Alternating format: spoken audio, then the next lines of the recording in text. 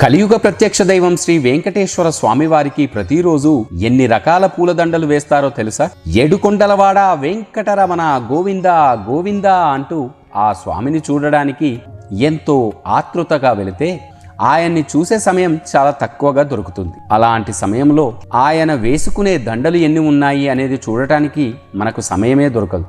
ఆ ఆపద మొక్కుల వాడిని, అనాథ రక్షకుణ్ణి చూస్తుంటే కళ్ళ నిండా ఆనంద బాష్పాలతో మనసు పొంగిపోతుంది. అసలు శ్రీవారికి ప్రతిరోజు ఎన్ని పూలదండలు వేస్తారో తెలుసుకుందాం. మొదటగా శిఖామణి.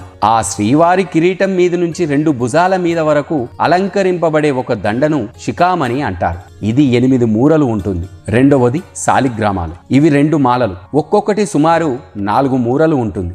శ్రీవారి భుజాల నుంచి ఇరువైపులా పాదాల వరకు వేలాడుతూ ఉన్న శాలిగ్రామాల మాలలకు ఆనుకొని వేలాడదీస్తూ అలంకరింపబడే పొడవైన పూలమాలలు. మూడవది కంఠసరి. ఈ దండ 3.5 మూరలు ఉంటుంది. మెడలో 2 వరుసలుగా 2 భుజాల మీదికి అలంకరింపబడే దండ ఒకటి మాత్రమే. నాలుగవది వక్షస్థల లక్ష్మి. ఒక్కొక్కటి 1.5 మూర ఉంటుంది. స్వామివారి వక్షస్థలంలో ఉన్న శ్రీదేవి భూదేవులకు 2 దండలను అలంకరిస్తారు. ఐదవది శంకుచక్రం. శంకుచక్రాలకు 2 దండలు ఒక్కొక్కటి 1 మూర కలిగి ఉంటుంది.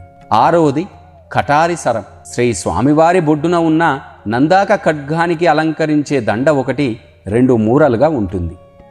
ఏడవది తావలములు.